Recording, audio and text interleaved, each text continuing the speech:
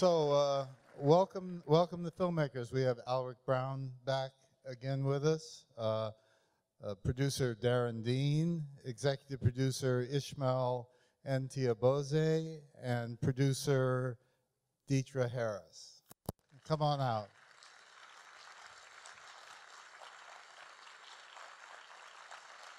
Here they come.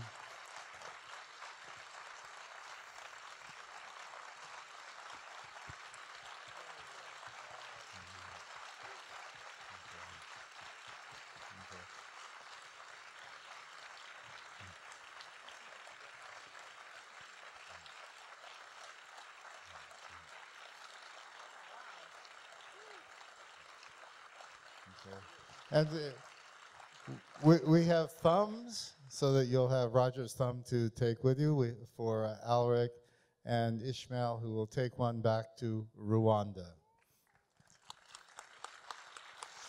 Okay. And to moderate the discussion this evening, we have back with us from the University of Wisconsin. He was not with us last year, but we're happy to have him back this year, Professor David Bordwell.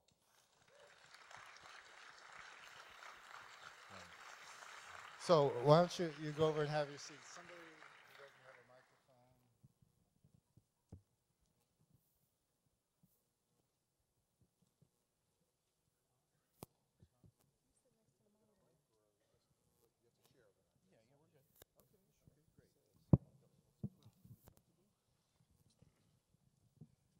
Well, I'm sure you have a lot of questions, and I have some too, but we'll try to cover as much as we can in the time we have before supper. First, I wanted to say that I thought it's really a remarkable achievement and requires a lot of respect, I think, for the complexity of something you tried to do. It's a very intricate piece of storytelling, and you didn't simplify things. It seemed like you really were able to get everyone's point of view in a very concise way. So I'd like to ask a couple of general questions about just your decisions, your creative decisions in telling the story this way. And then I'm sure you want to open up and explain to us, you mentioned at the outset, Alrick, that there was a story about the making of the film that's intriguing as the story of the film itself. So I definitely want to get to that. But my first question is, you wanted to show a lot of different viewpoints, and that seems to come across very well, but you also took an extra step in juggling with time. What kind of decisions that made you move towards this sort of non-linear structure of the film? First off, thank you all again for being here. It's a real honor. This is one of the more emotional and exciting screenings for all of us. I can tell, everybody on my team is nervous, so it means something. This film was I want to demystify the whole idea so people don't think this was like a fluke. Like, I've spent so many years studying my craft and studying storytelling that the opportunity to make this film, which Ishmael gave to us, was a beautiful thing. So we only had 16 days to shoot it, and we had a production budget to get it in the can for about $250,000, and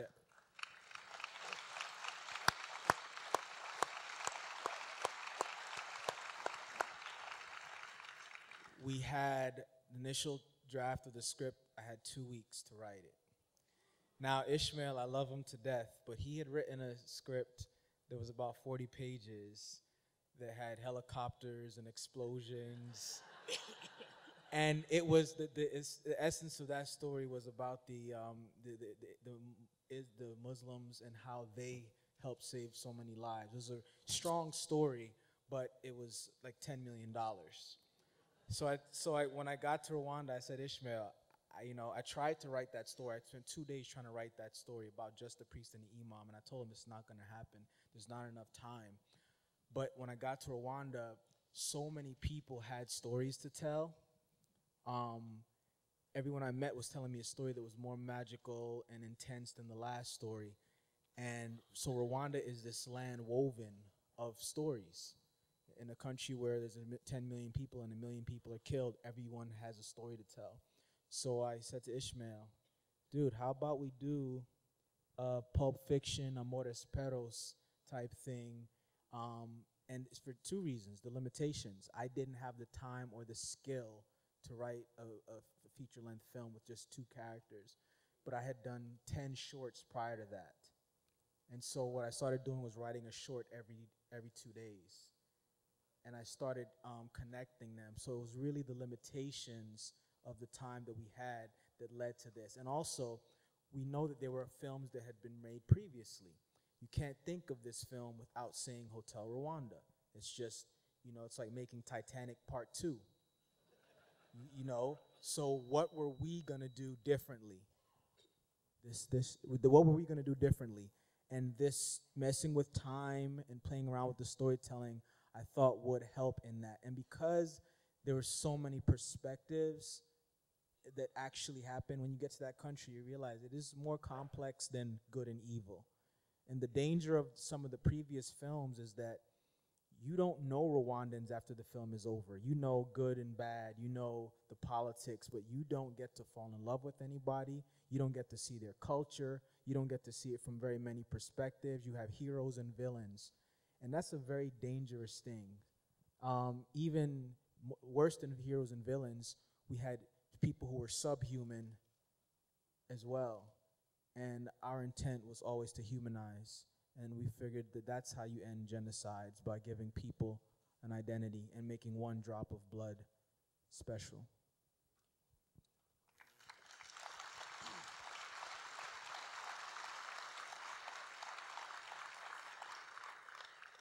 One of the consequences with your time juggling is something really daring, I think, and that is a chunk of exposition that I think would, in a Hollywood film, would come at the beginning when the Mufti gathers the other churchmen around and says, look, we have to start protecting everyone, and in which he lays out some of the ethnic divisions in Rwanda. That would have come at the beginning, or quite early, I think, in a classically constructed Hollywood movie. But you save that and sort of let the audience start to gradually figure out how the class divisions and the ethnic and religious divisions are sorting themselves out. And that serves to crystallize it really quite late in the film. Lets us appreciate what they're doing better, maybe, than it does after we've seen all the strife. It lets us appreciate better the gesture of heroism that's taking place at that moment. But again, maybe I'm reading something into it. You're reading it very well. I think, was it the famous screenwriting book, Screenplay, is it called? Yeah. He says every story has a beginning, middle, and end, but not necessarily in that order.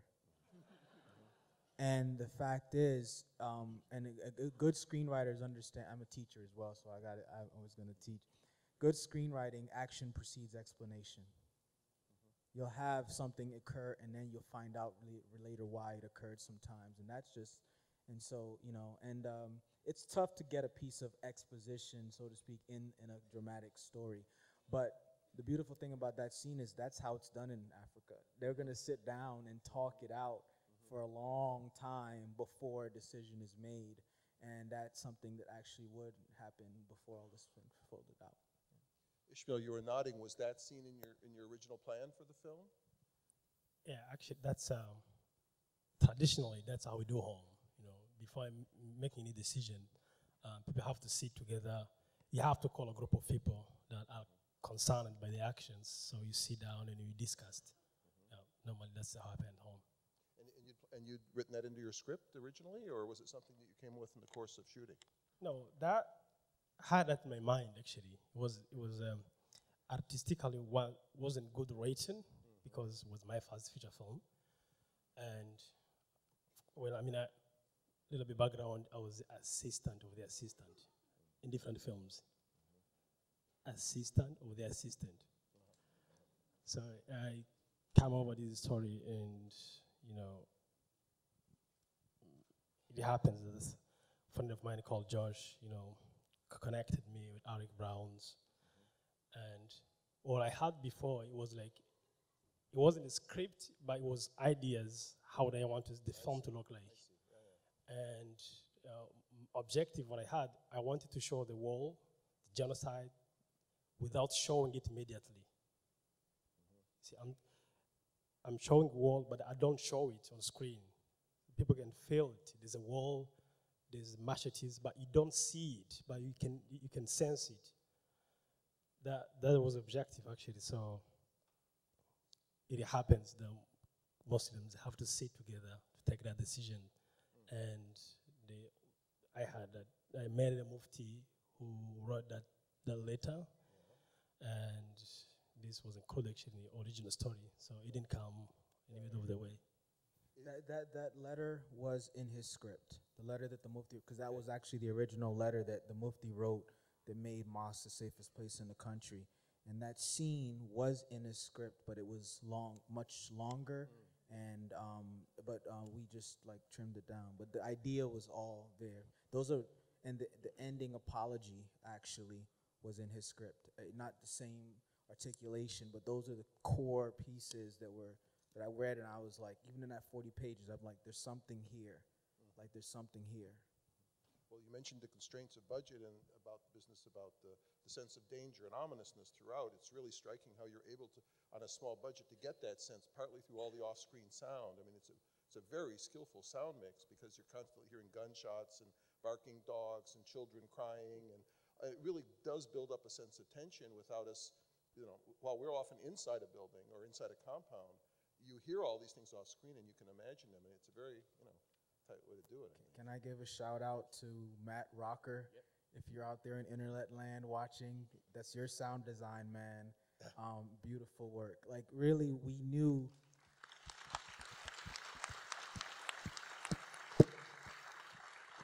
Violence is expensive.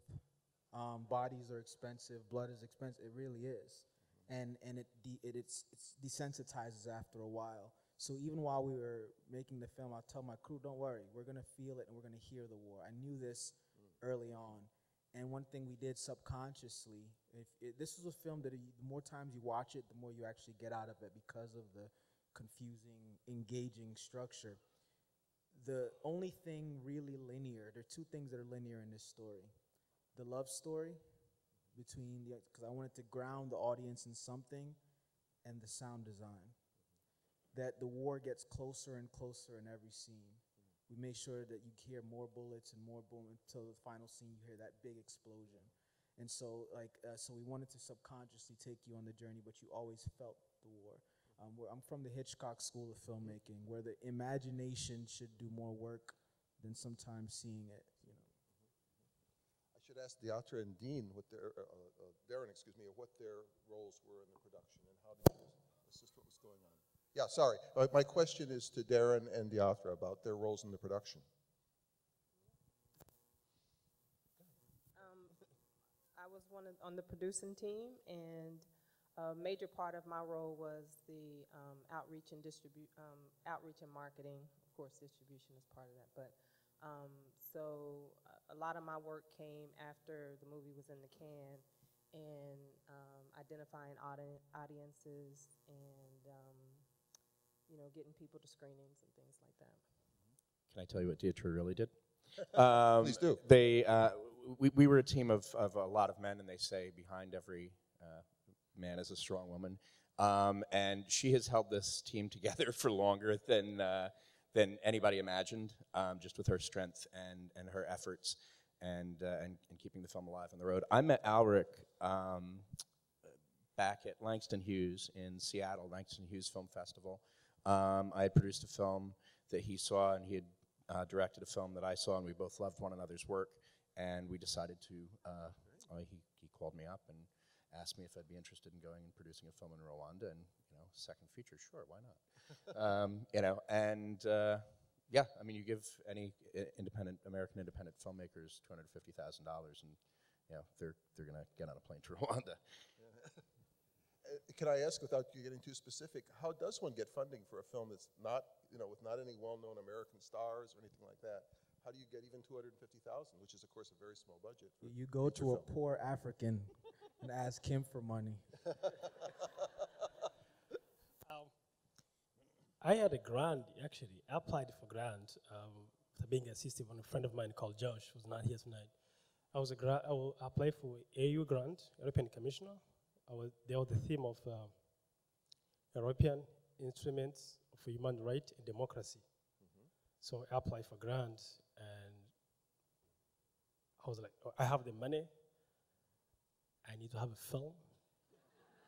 I need to tell the story.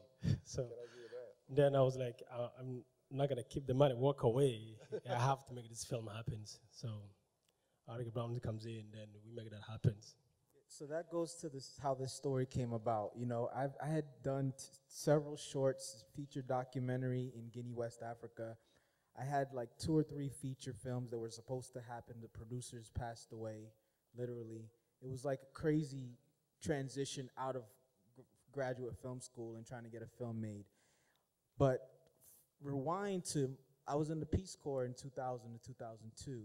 And when I left the Peace Corps, I ended up at NYU Graduate Film School. One of my Peace Corps buddies ended up doing work around Africa. He went to Rwanda to do work, and the first day he got into Rwanda, he jumped into a taxi cab. And the cab driver was playing Bruce Springsteen. And that cab driver was Ishmael Ntihabose, who was driving a cab to make it through engineering school. And they became really good friends, and Ishmael is a genocide survivor and aspiring filmmaker. Like he said, he was in this other films, he was like an assistant to an assistant to an assistant. But he wanted to tell the story of the genocide. So Joshua put us in touch, and we emailed for about 4 years. And then in 2009, he called me up. He said, I got this grant. I have to spend it. I want to make this movie. Will you come to Rwanda and help me? And that's literally how this film got happened. I just had to write a script in 2 weeks.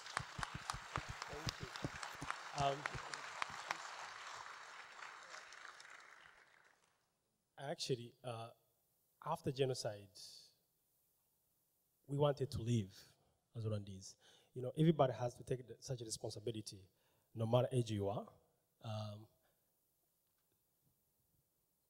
We had to.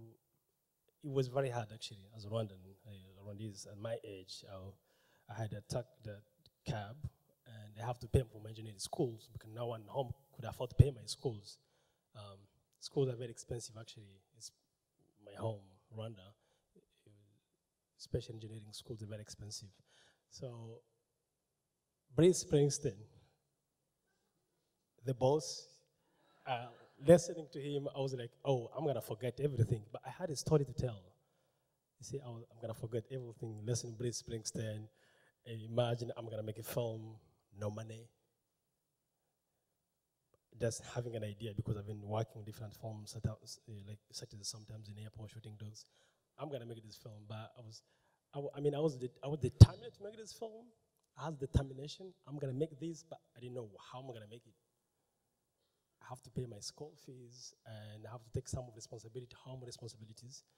And I was like, I'm going to listen to Bruce Springsteen sometime. Things would happen. Here we go.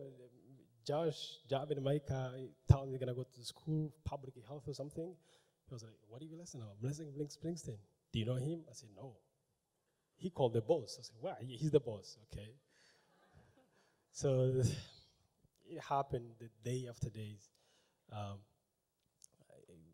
wasn't on it, so a European commissioner, they said they have a grant. I was like, wow, how can I try this? Then I sent them synopsis. They said, well, you can apply for grants. And, work on the process with Josh who really make it happen. And I had the money comes in. I was like, I'm gonna make this film. The skill set, wasn't. I'm gonna say it was a part of this film. Was a part of the educations. So most of the crew did not have access to different positions in filmmaking. So I love the way that the crew from the state comes over. We learn it from the process.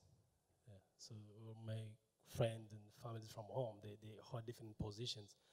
I have never been executive producer. We have a director who's Rwandese. We have casting director who did a little amazing job. So most of them, they hold such big positions for these projects because it's also a learning process. Now we develop industry home because we have seen we can do something. So yeah, thank you.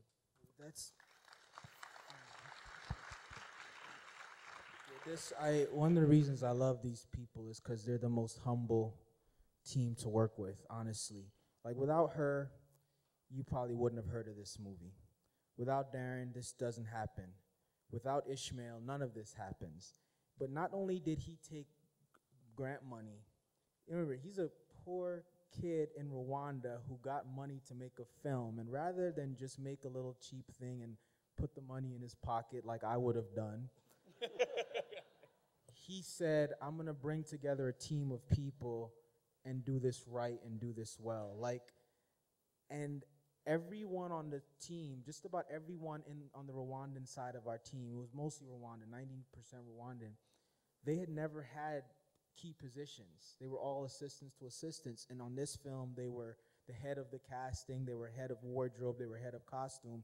So it brought an authenticity, and we had to be on our P's and Q's because I was working for them. Even though I had an artistic vision, it was my responsibility was to their vision. If we did one thing, oh no, you can't put that there, you can't carry this, and it was their movie. And we always felt that way while we were making it, and that was a part of the authenticity that you see, is that he had the faith. And people thought he was crazy. Oh my God, you went and got an American to do this, an African American to come do this. What do they know about Rwanda and how they're gonna pull this off? And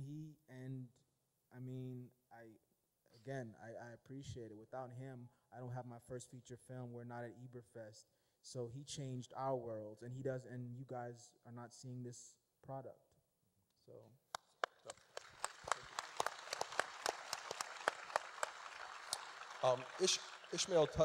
Ishmael touched on the issue of casting, and one of the striking things I think about the movie is how smoothly what are apparently non-actors blend in with professional actors. Can you say something about the casting of the film? It was most of the, Rwanda is a very small country, actually. People have been working on different films, and they do not have experience, but they haven't seen how film can be done. So it was very hard to cast people. But Alrick was assisting one of the casting director. It's called Simon. Choosing crew, I would like Alrick to go on specifically, or what were the issues about my role. The list of producers that you see, so many, is like one of the people who saved our asses was Simon. Simon, wherever you are in Rwanda, I love you too.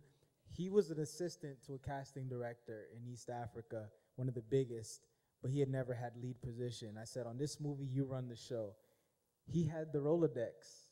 He had all the contacts. So he organized all the casting. So he brought thousands of extras together for us. He saw Hadija, the girl who plays Jean, walking by our production office one day. He said, Alrick, you should meet this girl. And I met her, and 5 minutes later, I said, lady, you got the part. We didn't have much. We had like a week to cast.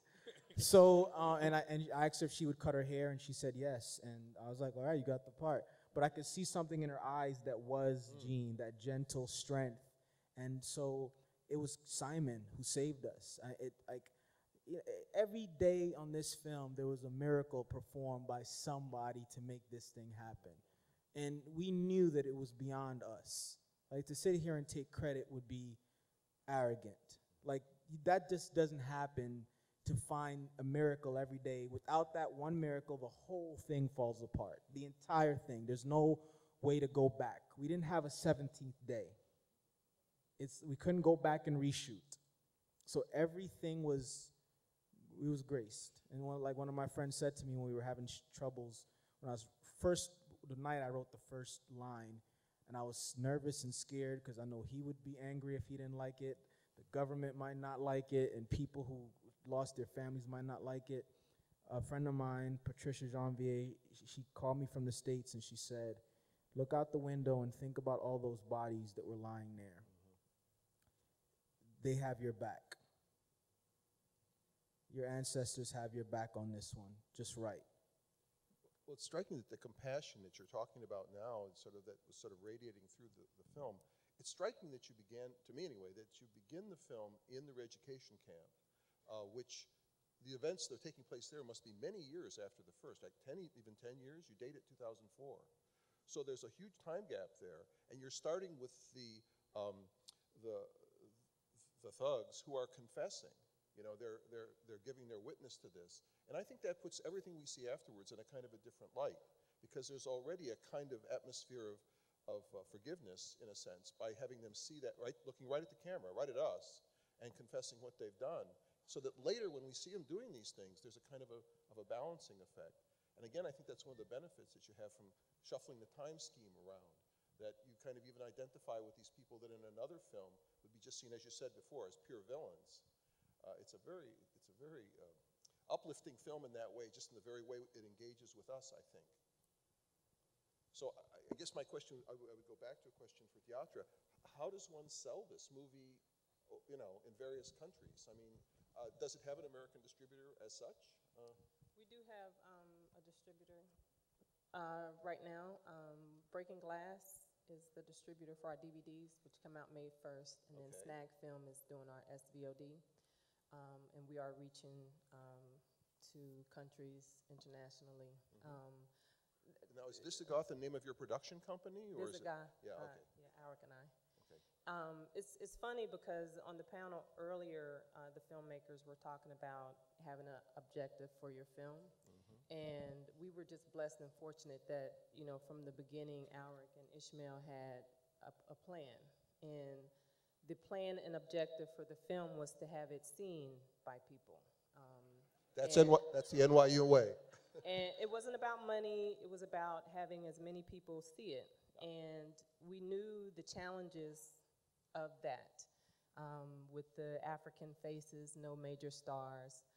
We got the announcement from Sundance, and after, you know, we picked ourselves up off the floor, we realized it was a challenge, you know. So we went in there with the idea of not winning, but to make some noise, to have people really come and see this film. And mainly because the message is so, you know, it's so real and so needed. The whole idea of forgiveness is just one that we really, you know, just took a hold of. And every time we see it, like Alrick was saying, it's a different, you know, you get something else, you know.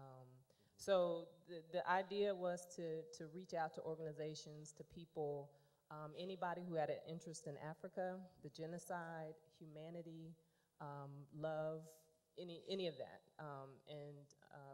We started there. And 2 years later, we're still on the road, we're still screening. And, you know, we wanted to do things to put back into the world what we got from Rwanda. And that's a little bit of love. We have postcards that we hand out.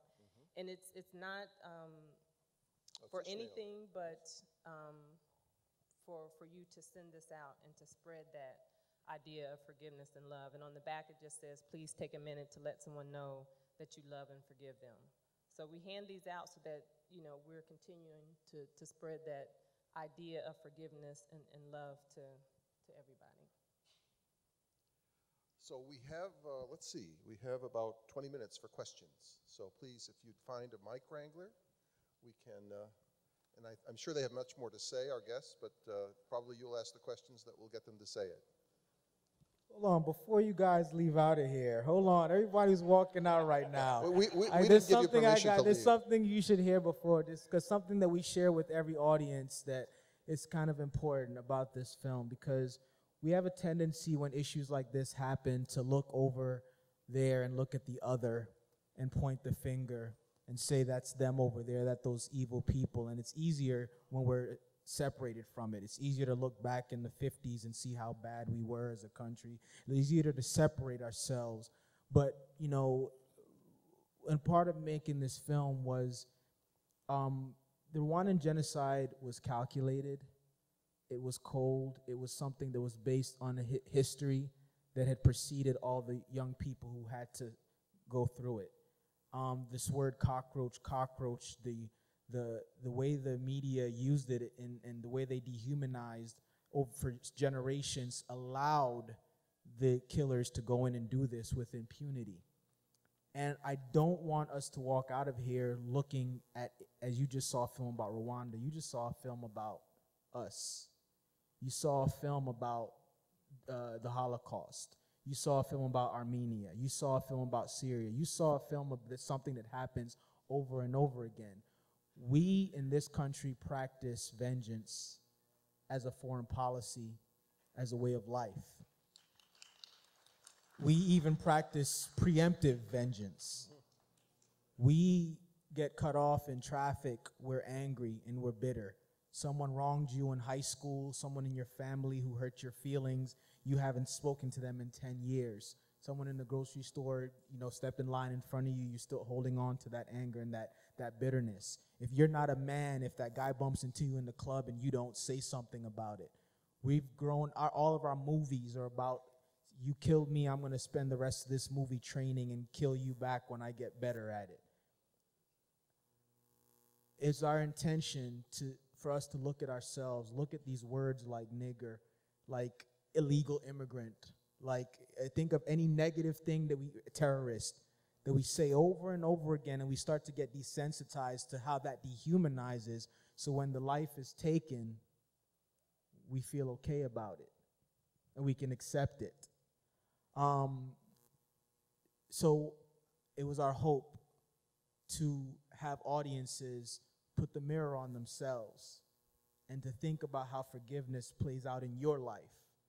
It was our hope to see how the power, because forgiveness is freedom. Otherwise, we walk around with the bitterness and this cycle of vengeance that does not end. So now you can leave.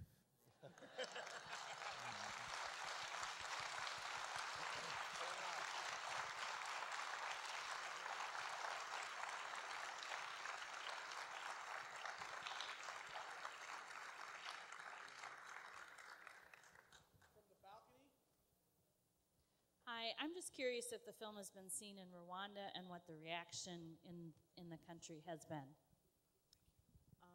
I had the great fortune of taking the film back in July with Ishmael. And I was very nervous because I know for Alrick especially, he always felt like if, Rwandans gave this a thumbs up, then, he did a job well done. So they were crying, laughing, just happy to have a film that really represented them and that experience. And, it was a magical evening. So I think they felt like their story was finally told, and they loved the film. What do you think, Ishmael? Well, home story being shown home. So it was actually it was one of the first screening that has major attendance in the festivals that happen home. So everybody loved, everybody was like, oh, these home kids can make this. Oh, okay. What's the next now? So they asked me what's the next, because teaching forgiveness is, for us, forgiveness means a lot, actually. Things we don't talk, things we hold in our heart, that if you keep holding things in the heart for a long time, you will see what happens, as what happens around us. So they say, we want had forgiveness on televisions, political speeches and stuff. But now we see on TV, this is unbelievable. So everybody was very moved, love was like, wow, this is something. So they love it. And I think they were proud too, because like Hotel Rwanda wasn't shot in Rwanda, and they knew that this was shot there. They saw a lot of the faces that they recognized, and everybody knows Ishmael. So I think they were really, really proud of it. Thank you. Thumbs up.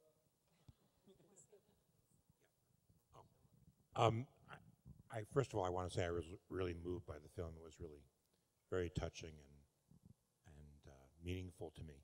I wanted to ask about something sort of specific. You referred briefly to the scene of the Mufti and his council talking, and how that was an African way of dealing with the situation.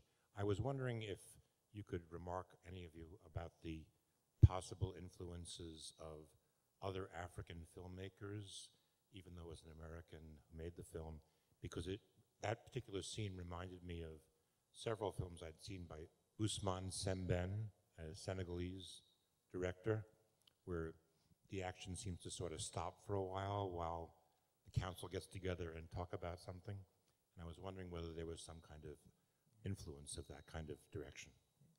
There wasn't direct influence, but, you know, living in Africa, that's a part of the culture. You know, so I lived there for 2.5 years as a volunteer, and so I knew that this was acceptable in that world. I just had to make it articulate enough for audience to sit through it for 5 minutes.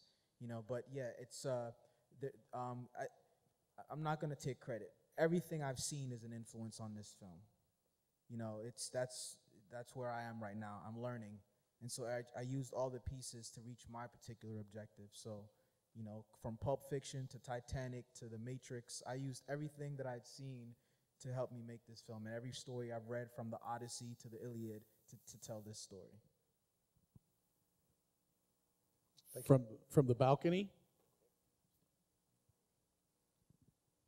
Hi, I just thank you for bringing this film that wakes us up and challenges us. My question is, how did you find the composer for this for the score for the film? I really was impressed with the music and just was curious about how that all came together. Thanks. Let me give a shout out to John Jennings Boyd, if you're out there. These are the people, hey, directors in the room, hire really good people so they make you look good. That's the job. Give them the space so they can work and they make you look good. John Jennings Boyd is a composer out in LA now. We went to NYU together. He worked on 3 of my previous films. He had never scored a feature before.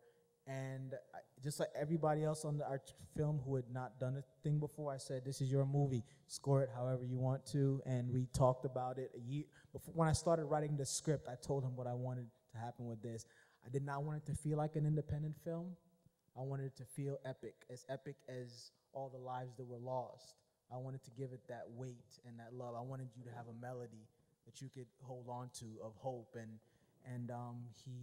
he's brilliant. He's brilliant. He's going to be my John Williams as the years go on. First, I want to say congratulations to everyone. It was such a beautiful film. I'm over here. And I kind of have 2 questions, sneak attack 2 questions. The first one was, what was the climate like when the camera stopped rolling? Because you have a lot of people who've lived through it, you know, the very thing that they're depicting, which I think is, you know, unusual for a lot of the tragedies that you were naming, you know, that mirror this one. So what was the environment like, and how did people, you know, was there laughing, was there camaraderie, or was it more of a somber tone? And my second question was, did you cast specifically to the ethnicity of the actors? So were Hutus playing Hutus and were Tutsis playing Tutsis? And is that something that even Rwandans can always tell? Because, I mean, I know that I'm Nigerian and we pretend that we can tell, but you can't always tell. So I was curious about that. So it's two great questions. We, so on the Hutu-Tutsi thing, first off, in Rwanda, as an official thing and as a legal thing, they don't actually use those terms anymore. They call themselves Rwandan. That's the first part of the lesson. In working with Simon, I knew that Simon's from Kenya, so we were both outsiders, the casting director, but we knew we had to be accurate with the physical descriptions so that Rwandans watching it at the very least would be able to accept that this is this group and this is that group. So Simon and I, the Peace Corps volunteers in Rwanda, they came up with terms, tater tots and hamburgers. And that's how we started talking about the distinctions. And I said, Simon, only you and I will know this code. Well, that's gone now. But we want tater tots for these rolls and hamburgers for those rolls, and just to make sure to keep it authentic as possible. With that said, there's places where we overlapped, where, you know, we didn't ask anyone their history, their backgrounds, but there are places where we overlapped and we had this person playing that group. But by the time even the Rwandans got into the story, they didn't mind anymore. They were okay with it. Conversely, we had our lead characters were many were Muslims playing Christians, and others were Christians playing Muslims. So, you know, to get Hadija to do this, my goodness, that took days. She's like, no, I don't do this. I'm like, you're an actress now. She's like, you know, but anyway, she finally did it. Darren should answer this too, but on the other side, what happened off screen, every day on this set, every minute on this set was like a birth all the way through a death. There was joy, pain, anger all the way through. Me and Ishmael almost came to fist fights. I mean, it was that intense. And yeah, in Rwanda, imagine that after. But it was this passion for the project, and we had a lot of obstacles in our way. So I like to have a really fun set. I'm a very laid-back director in preparation, but we didn't have the accommodations that we really needed, so it was actually intense. So I had to be more vocal and more verbal than I normally was. But we were laughing, we were joking, we were sad. But when the camera cut, there were moments and times when the Rwandan cast would disappear. And even though we didn't show violence, it was really tough for them oftentimes to even go into a place. Rwanda is 180-degree difference than what it was before the genocide. It's such a beautiful country, and people are very calm and chill, and they don't even want to go to that place. So getting actors to get angry or to be mean to someone else was a challenge. But people, they wanted to do it. They just knew they had to take their own time away so they can come back. And you can talk about Willie, one of our casting assistants. Yeah, our assistant casting director. So I'm an American producer, so I mean, you're following a certain mindset going in. You can't have people leaving set when it's a work day, Willie ran off in the middle of us shooting the scene where Jean comes home and finds her parents. And we couldn't find him, and I found him hours later, and of course I was, still in that mindset, like, where is this guy? And he apologized, and he told me that he left because it reminded him of when they came to his house and were going to kill his parents, and his parents went to their safe and they got money and gave it to the militia because they wanted them to kill them with bullets instead of with machetes because they were doing it in front of their children. So how do you can't go, hey, you all right? Well, you're fired. You go, okay, I'll see you tomorrow, and thank you for even showing up. So some of that was rough, and I don't think anybody left on the American side left not shaken to the core, and I don't think we even realized until the impact of the work until probably a year or so later. Thank you. Hi. I'm so glad we were able to see this film. I think there's so many people who want to take action and they don't take action, and I totally appreciate your taking the action and taking the time to do this to reach, hopefully, masses of people who will see this and be motivated to take action for all the different reasons you said and all the different examples and experiences we have. My question is the little boy in the drawing that worked so well, and I would just really like to hear you talk about how you developed that. Yeah, I love Africa. And the Africa that I know is not a National Geographic, starving children, AIDS-filled cesspool with people who are uncivilized. I lived and I loved and I hung out with people. And things that you saw in this film are things that are so normal, but we don't get exposed to those things. Seeing black skin portrayed positively in different shades beautifully just doesn't happen on American television. I know you guys don't realize how brainwashed we are, but it doesn't happen very often.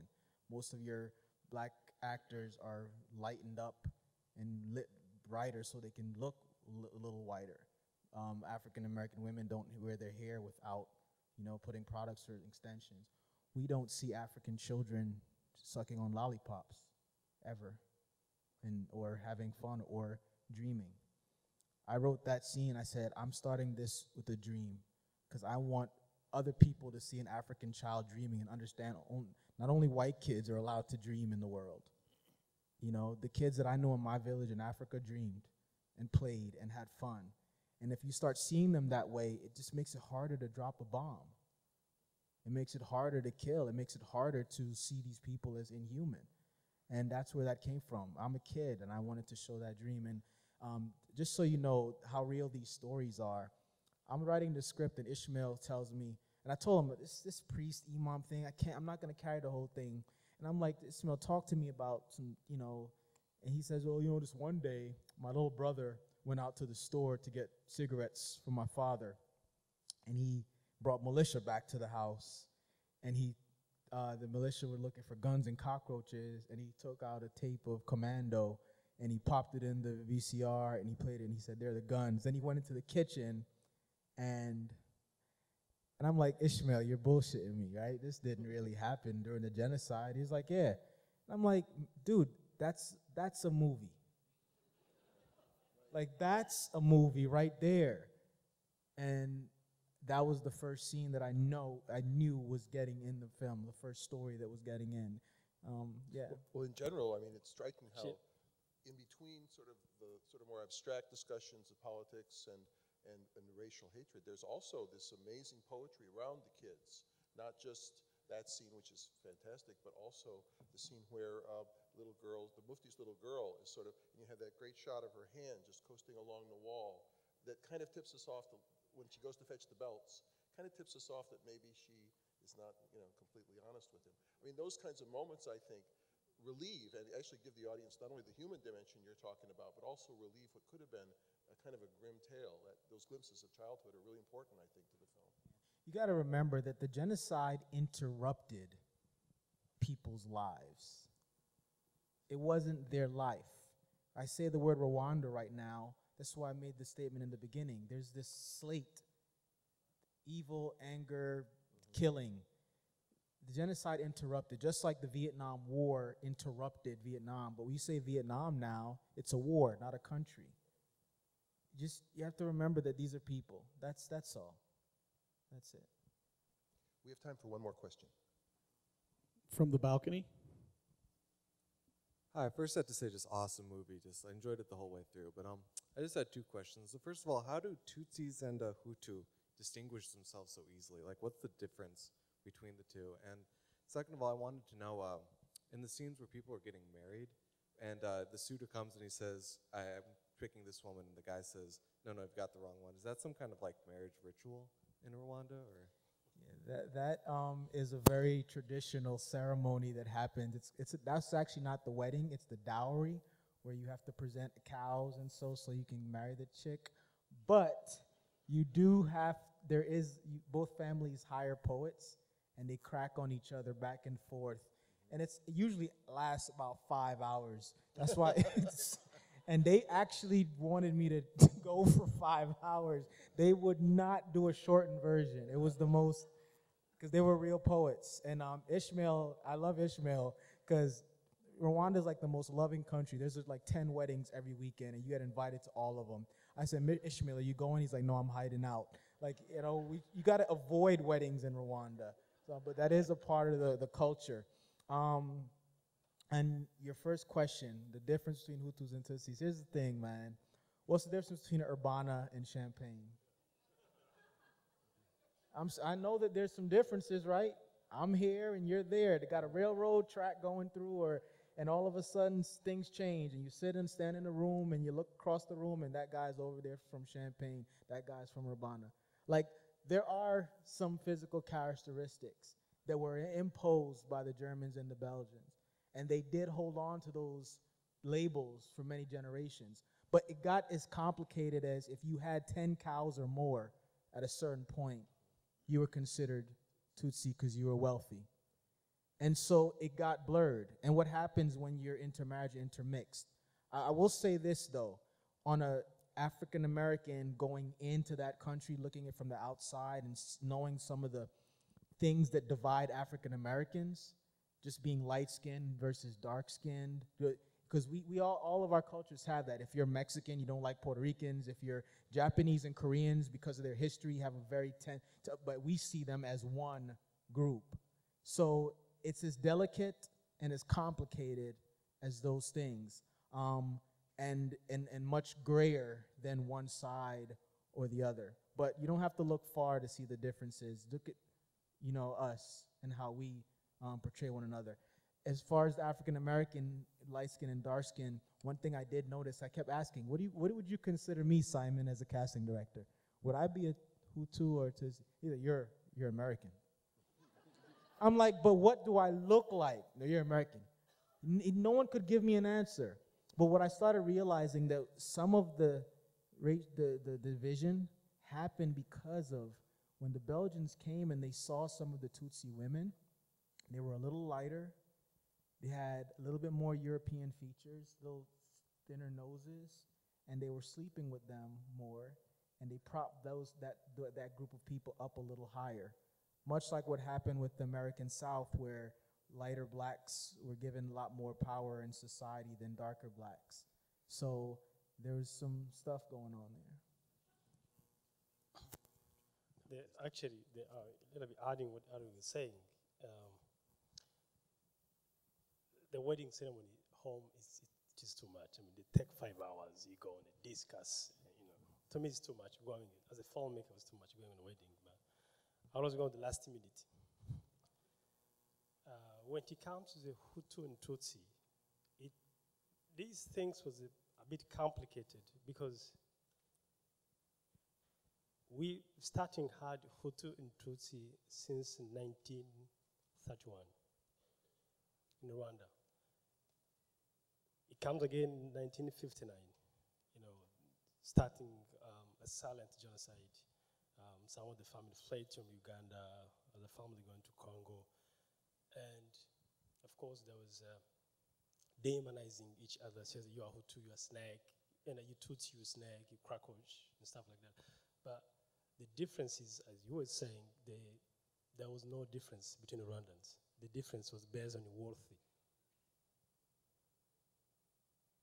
Describing appearance of someone's, the Hutu and Tutsi, this brought by Belgium, the Belgian called Van Goetsen, who was Belgian actually, who lady can even start measuring someone's noise, counting, what do you call this? Ribs. Say, a Tutsi might have 11, 10 or something, and a little small noisy might be Tutsi, and the next day he changed up the rules. Say, if you have so many cows, then you're Tutsi. You see how complicated it is. You have so many cows, you're Tutsi. You don't have a cow, even though you have, God give you a gift to be, you look beautiful, while you have a little bit nice, you're Hutu. So it being picked up immediately by the government who's in place. It says, look, we're going to make sure these Tutsis, we have to kill them. We have to get them out of the country. So because everyone called Tutsis worth, they should have so many cows and stuff. So we should chase them from the country.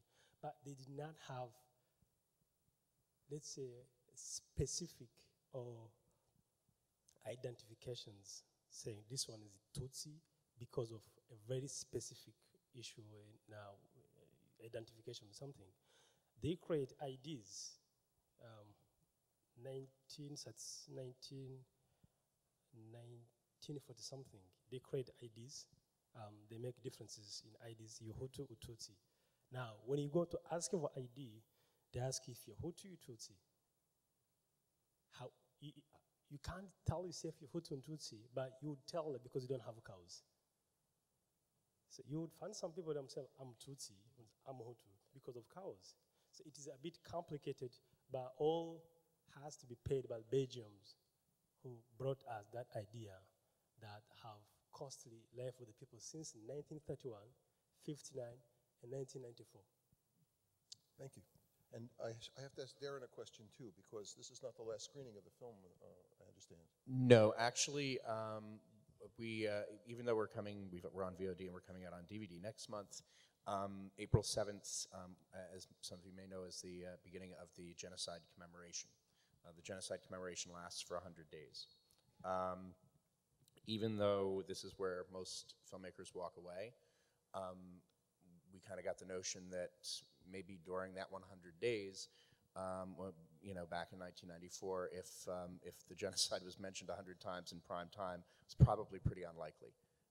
If it was mentioned 10 times in prime time, it was probably pretty unlikely. So creating a dialogue and continuing a dialogue about the genocide became a priority for us again. And so we're out here touring the country. Ishmael was flown over by RBC Capital Markets about 10 days ago. He's already seen 15 states. And we're driving around the country showing the film. We're doing the portage on Monday in Chicago. We're doing DC, we're doing Atlanta, and one by one, our team is coming over. Edward will be coming over and joining us and touring with us, and Hadija will be coming over and touring with us, and we're going to keep this going and keep these dialogues going until July 17th for the 100 days of the genocide. So join us on Facebook. Yeah, join please us, follow please. us. It's a heroic effort in many dimensions. We thank you for coming, and thank, of course, our filmmakers. Thank you.